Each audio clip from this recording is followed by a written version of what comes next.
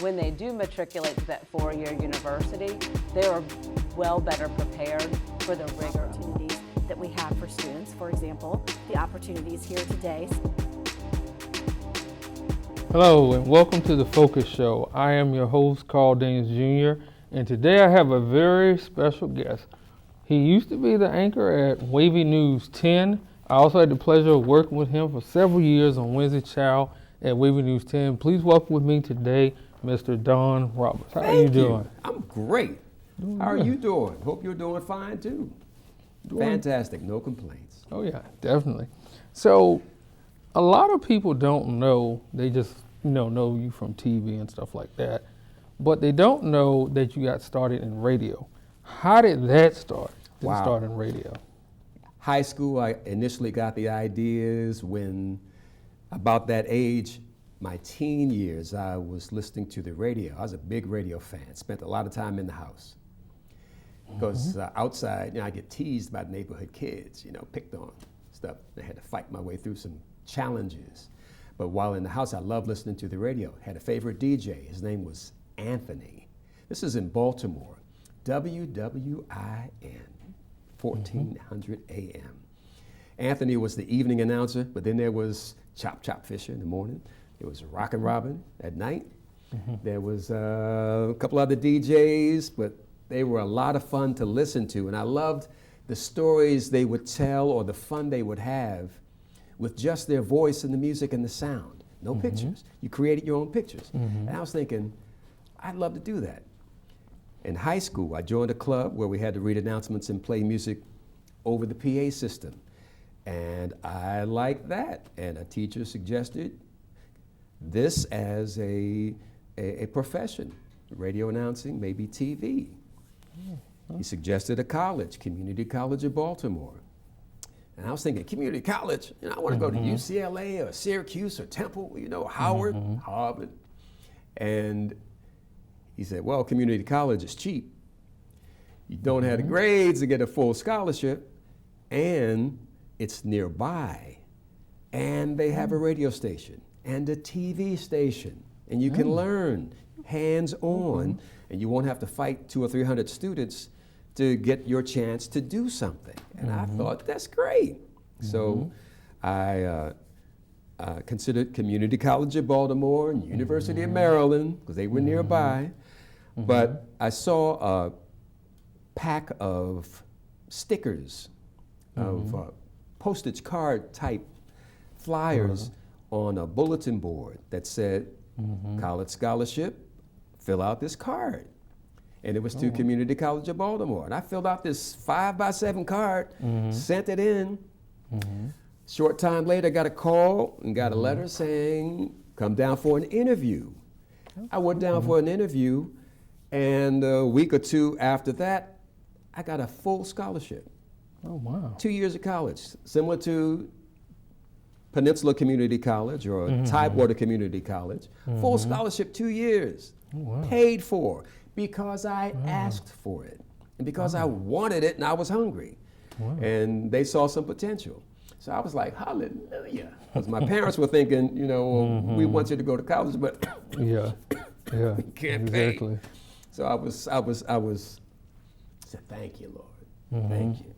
So all I had to do was just maintain a minimum B average. Oh, okay. Got to Community College of Baltimore, and they had a 50,000 watt radio station. So for folks who are still listening to the radio, you're flipping the dial and you hear a powerful signal jump out at you. It's probably a 50,000 watt radio station, or AM and FM, for folks who are still listening to radio.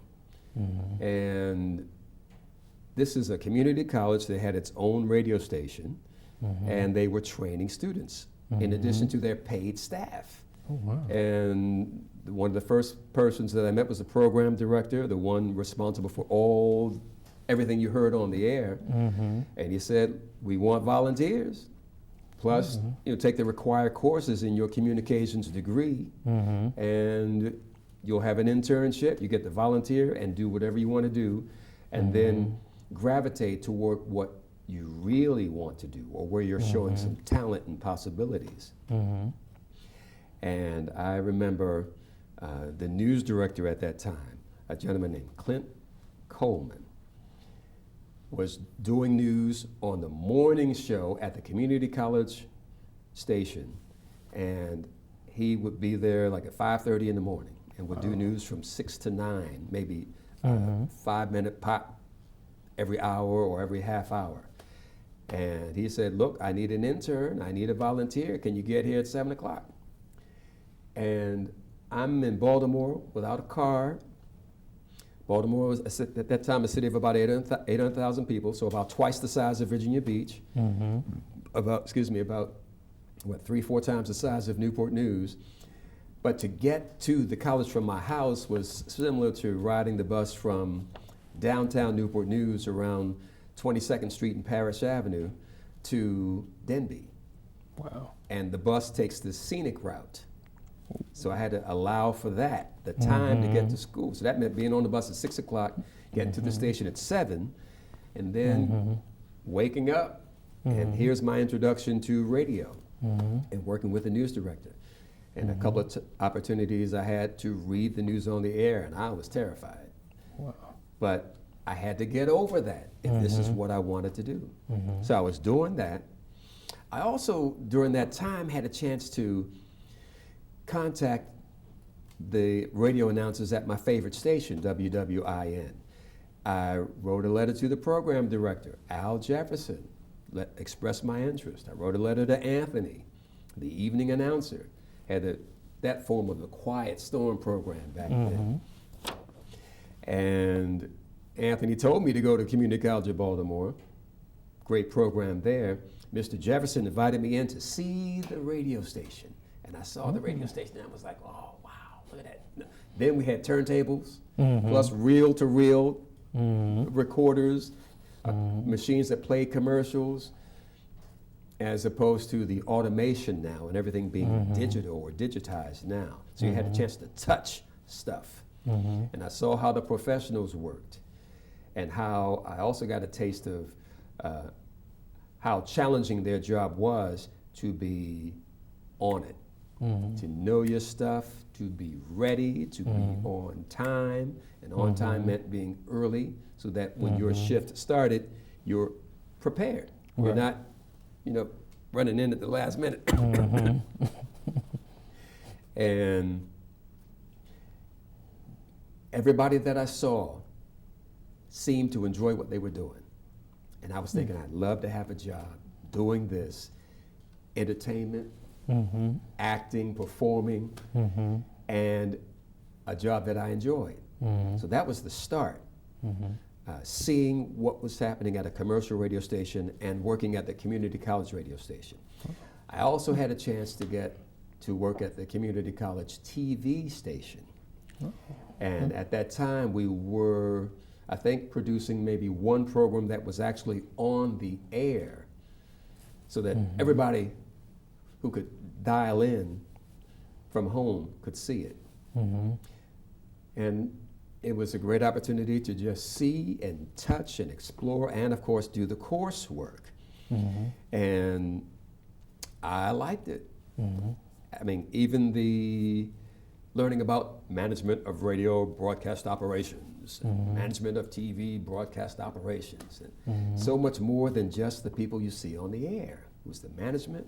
One of the things we quickly learned was that TV and radio stations were businesses. That means they had to bring in money to pay their staff. They had to bring in professional talent, and they had to bring in people who had specific talent and skills and good attitudes.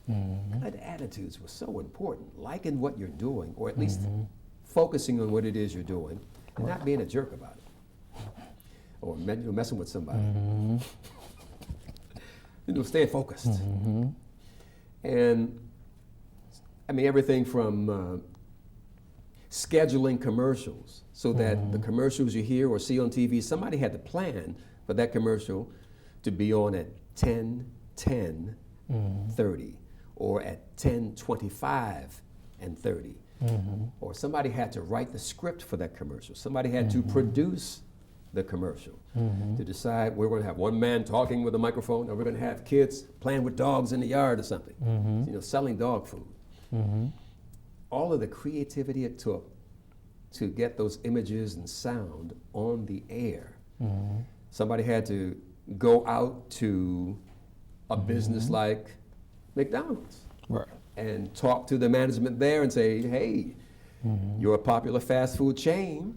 We have a lot of viewers. If you want our viewers to see your commercial, it's going to cost you $1,000 to run a 30-second commercial 10 times a day. And then at key times when people are watching. And those salesmen got paid if they were good, if they got the accounts. And some went to the big companies like Ford Motor Company or McDonald's, and others went to the mom and pop stores, and they knocked on doors and said, hey, I'm from WAVY-TV. We've got a couple 100,000 people watching. Do you want people to know about your product? Let us advertise for you. And you'll pay us a fair rate. So there were salesmen, there were people who wrote copy for those commercials. The news department was the biggest department at a TV station because the most programming on the air that was locally produced was in the news department. And that took talent, that took people in front of the camera, operating the camera, fixing the camera when it broke, deciding where the camera would be, when it would be on, folks to push the buttons, all of those different jobs. And I was like, wow, this is exciting. And I thought about it every day. Every day. I wake up in the morning thinking, well, first of all, I want to start in radio and then graduate to TV. And that was the track I took. So I worked at the college radio station, Community College of Baltimore, graduated. I got my first job on the air at a professional commercial radio station in Washington at WHUR. And that was during the summer of '76 when I was hired and working part-time on the weekends and on a fill-in basis. When one of the other announcers called in sick, if I was available to get from Baltimore to DC, then I could fill in. I had to join a union in order to work in DC, AFTRA, American Federation of Radio and Television Artists. So I had to be a union member to work at that WHUR, which was also owned by a college, Howard University. And that helped pay for my next 2 years at Towson University, where I completed my degree in mass communications, graduated, still working at WHUR, and thinking about TV. I actually had an opportunity and an audition to work at a TV station in Baltimore at WBAL. And that was during my senior year, my junior year at Towson University. I auditioned, I was reading public service announcements on the air. And they aired it on Channel 13 in Baltimore and Channel 11, WBAL in Baltimore. And the news director at WBAL called me up and invited me to apply for the job. Actually, he offered me a job. As a weekend weather person. They would train me, and I would be a fill-in for Spencer Christian, who was at WBAL at that time. He since went on to ABC. I wet my pants. I was thinking, this Channel 11 has offered me a job on the air doing the weather. It hadn't occurred to me to do the weather. I was thinking news. If I got into TV, I'd do the news. Or maybe be the voice of a TV game show, like The Price is Right. You know, come on down, you're the next contestant on The Price is Right. I said, I could do that. But when he offered me that weather job, I was thinking, oh, Lord. The TV stations were in hot competition with each other, tough competition. And it seemed very pressurized or highly pressurized. And I was thinking, I didn't it was as if I had just learned how to swim. I just learned how to swim across the pond. And they were going to throw me in the ocean and say, swim back to shore. Wow. Every day. Wow. And I was thinking, Lord, I think this is what I want. I don't know. And I ultimately said no. Wow. I held on to the job at WHUR, completed my degree, and then moved on from there. Okay. But that was how it started for me. So when you look at your experience in, radio, what was it like? And you really expanded on that. So we all know, of course, eventually you came to this area, to WAVY News 10. You are a big key part in starting that morning newscast at WAVY News 10. How did that make you feel knowing that you were a big key piece in starting that morning newscast at WAVY News 10? I was so excited. I was so excited when I got the call. But let me tell you how it happened. I moved here in '79 to get an entry-level position in TV. And I hear some of your students saying, 1979, when some of their parents were born, maybe. And I moved here to get that entry-level position and then to slowly grow into the business. And I worked at 2WD for about 1.5 years and then got the call from WAVY-TV in 1981. So I worked at WAVY for 1 year, got hired by Channel 3 for 5 years, almost burned out.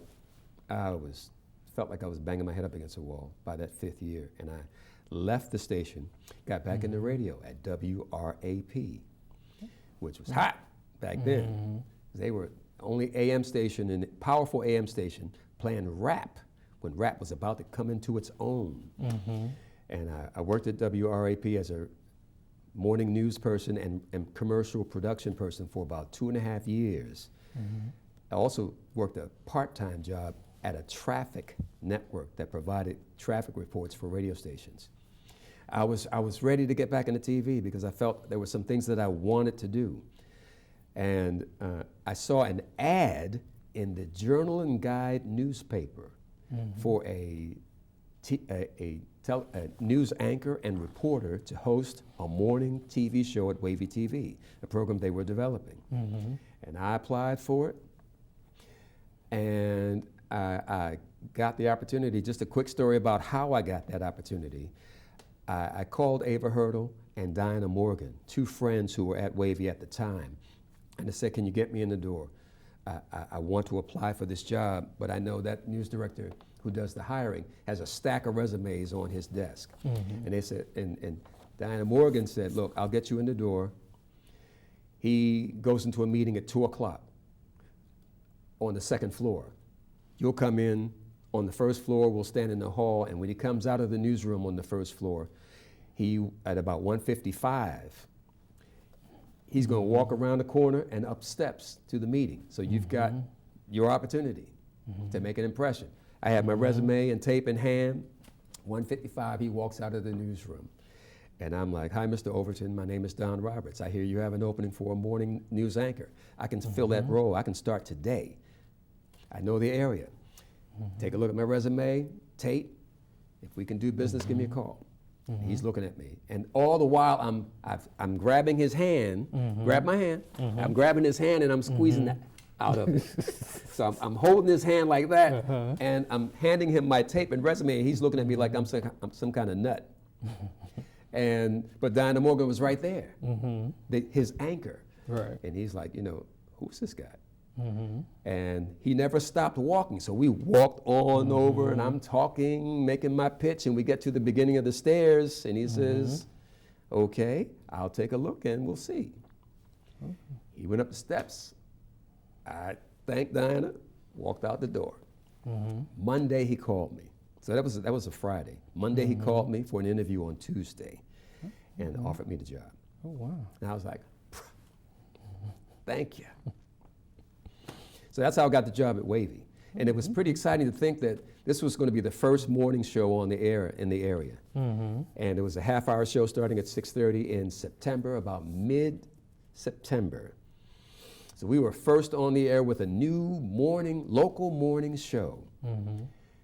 About a week or two later, Channel 3 came on with their 1 hour show starting at 6. So they scooped us. Wow. We were on with a half-hour show. They came on with an hour show. And it was strategic in that we noticed as we're producing our morning show, I had to be in the door by 3:30, by the way, a.m. Wow. Yeah. We're looking out the door, and at 5 o'clock, we see nothing but headlights of cars going by. This is at 5 o'clock in the morning, all these cars driving by our station, going to the shipyards. Folks are up, and they want information. And at that time, only radio was providing it until we came on at 6:30, the other station at 6. So the boss had the grand plan of expanding it to meet the need. So yes, it was exciting. Being on, we ultimately expanded to 6, so we were on for an hour.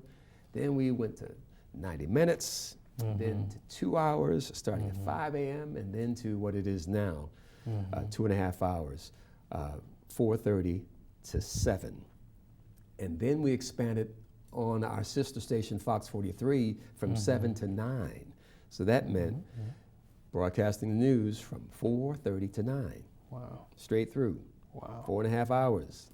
Wow. That's a lot of yapping. Yeah. Yeah. That is. That is. Yeah. Now, another part, before we go to commercial break, is we worked together on a segment called Wednesday's Child. Yes. How important was that segment to the viewing audience? Thank you for your wonderful editing skills. The challenge was for me to meet a child who was in foster care or in a mentoring program, Big Brothers, Big Sisters, to let that child's personality show, find out a little bit about him, talk about the need for a mentor, if he's in Big Brothers, Big Sisters, or the Step Up,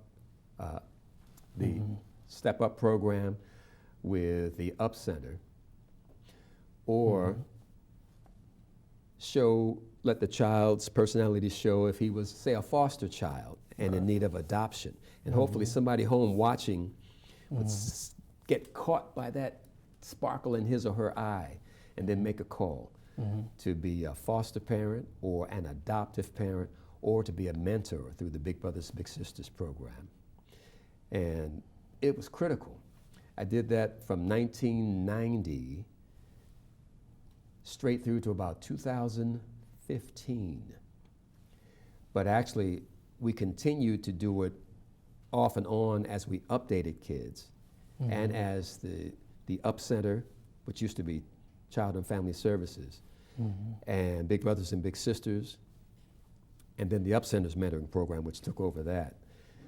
We did that as they made the children available. It got a little tricky, and then our reports became sporadic. They used to be every week, but it became harder and harder to get kids to come to our station or for our team to go to where the kids were, because we had an unforeseen problem. Kids in foster care, once shown on TV, their image was spread around our area or around the world. And if the children are in foster care, that means they've probably come from a challenging background and may have been removed from their family. And if extended family members saw the kids on the air, then some of them would freak out and like, why is little Johnny on TV as a Wednesday's Child? They didn't ask me to step in and be his mentor or anything. And it got real messy. Or the kids would be teased. If the kids, sometimes the kids who were a Wednesday's Child would get teased in school. Like some of the bullies, with, you're a Wednesday's Child, I saw you on TV. And it was just took an ugly turn.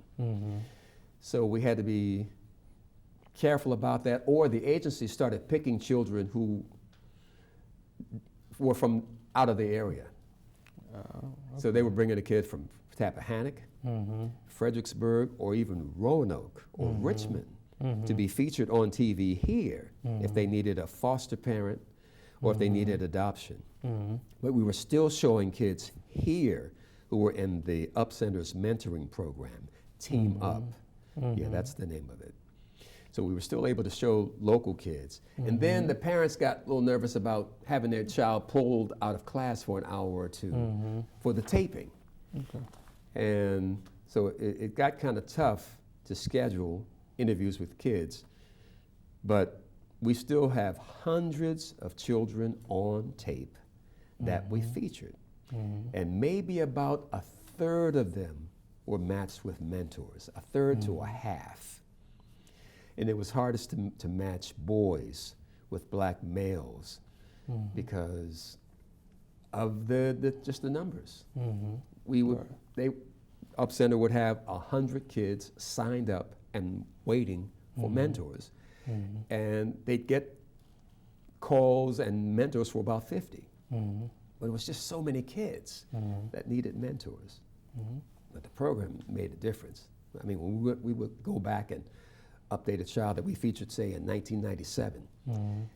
2007, we show that child 10 years later, and he's all grown and his voice is deep, and he says, yeah, I got a mentor. And he would talk about how the mentor made a difference. Or the young lady who got a big sister. So it was great to see that. And I'm hoping that WAVY will continue that program. Okay, definitely. But thank you again. Oh yeah, definitely. We have to take a short break, but we'll be right back with more of the Focus Show after this message. Stay tuned.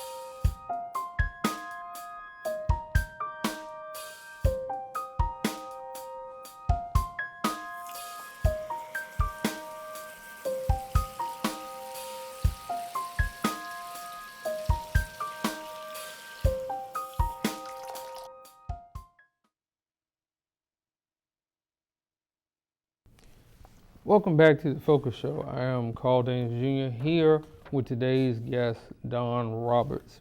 So we're going to get into your mentorship program, Chestnuts Nights Network. Yes, sir. That started in 2017. Explain to the audience what this program is about. Chestnuts Nights Network started in 2017 after a report I did at Newport News Juvenile Detention Center. Just taking the camera inside and looking at this jail for teens. When we did that report, there were about between 80 and 90 teenagers locked up at the Newport News Juvenile Jail, downtown off Huntington 25th Street. The cells, maybe 8 by 12, almost identical to the newer cells for the big guys, the adult criminals. And I was wondering, after talking with the kids, and trying to get into their brain about, why are you here? Mm-hmm. Why are you here? What did you do? What's going on in your world? Mm-hmm. And what do you need adults? How can adults help? Mm-hmm. What do you want us to do as we work with you once you get out so you won't want to come back? And I talked to a couple of kids and I asked them what did they do in their free time, since that's one thing they had a lot of while being locked up, waiting for their hearing or their trial or their sentencing. Mm-hmm. They had a lot of time on their hands. Mm-hmm. And guys said they played board games. They loved to play cards. Mm-hmm. But some of the guys played, or some of the teens played chess. And I said, oh, I like chess. You any good? And then they started talking smack. So I said, I'll be back. Mm-hmm. And I came back the next week, and the staff had 10 kids lined up in front of chessboards, looking at me like I'm Bobby Fischer or somebody. And I'm thinking, oh, Lord, I'm going to get my butt kicked by 9 of these guys. And so I'm walking up and down the table, moving, and about half the guys beat me. And yes, they talk smack. They enjoyed it. I enjoyed it. Come to find out, they had a teacher there because they have classes at the Juvenile Detention Center, just like regular school. Teacher was teaching them board games, teaching them chess. And he taught them very well. Oh, wow. So I said, well, next week I'm coming back with a few of my buddies, and then we'll see what happens. Came back with 2 or 3 guys, and we have been going back ever since. Oh, wow. And we also saw the movie Life of a King, starring Cuba Gooding Jr., about a guy who got locked up, learned how to play chess in jail, got out and started a community center where kids on the street were invited to come on in, get off the street, learn a game of chess. If you're good, go to tournaments and you take it from there, but you'll learn the lessons of chess. Think before you move. Always protect the king. Think before you move. Always protect the king. So while learning the game of chess and some humility and the power of a choice that you make, every time you make a move, think about it and don't do anything stupid to hurt yourself. Right. Only make that move that helps yourself. We went back, we the volunteers went back every Wednesday after that. And it's been an ongoing program since. Stopped by the pandemic, we've resumed since. And an interesting thing has happened since then. Kids come and go. Some leave the Juvenile Detention Center to go on and serve their time for their crime at Bon Air or another juvenile jail, or if they're over 18, they go to the big house. New kids come in, and there's never been a shortage of kids getting locked up. Wow.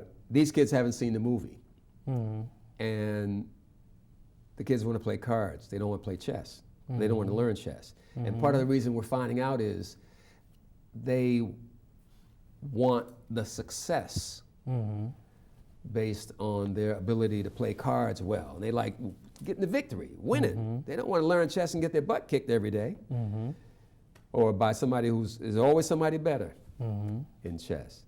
So we're having to reset, revamp how we approach the teens, how we offer to teach, and encourage whoever the instructor is at either Newport News or Merrimack in Williamsburg or Norfolk or Chesapeake or Virginia Beach. If you have an instructor or an adult who can teach the board game, teach them chess. Because we got guys out here, hundreds of guys who love to play chess. And a lot of them, from what I'm hearing, wouldn't mind volunteering to go into the juvenile jail and teach chess and mentor and hopefully plant some seeds so when the kids get out, they don't want to come back. So is that like the only way that the community and people can contribute to this mentorship program is just chess, or are there other ways that they can contribute as well? Chess is our thing. I found that there are a lot of guys out here that like to play chess. So that's kind of like the hook. Because you ask somebody who likes to play chess, you want to play, oh, they're ready to get down. Oh, yeah. And some of them are ready to go into the juvenile jail to play the teens. So chess is the hook. And we're having to revamp how we offer the opportunity. Okay. And we found out if the kids see the movie Life of a King, then they that's kind of like the hook that plants the seed, and then they open up to us. But that's one thing. But we got to figure out ways to reach these kids who are the forgotten hundreds who are locked up right now. Okay. All right. Well, that's all the time that we have, What? unfortunately, for What? today. I'd like to thank Don Roberts for coming by and telling us about your life experience and tell us about your mentorship program. And for those, again, that need the information, it is called Chestnuts Night Network. Make sure you look that up. Facebook. You can tell the people where they can look it up at. Facebook, I have a page, Chestnuts Nights Network. And it's nuts with a Z, so it's Chess, N-U-T-Z, Nights Network. And 757-434-3773, 757-434-3773. Call or text me. Okay. Definitely do that, as these young men and also young ladies need mentorship as well. So please don't forget that. I am Carl Daniels Jr. I am your host for The Focus Show. We'll check you out on the next time.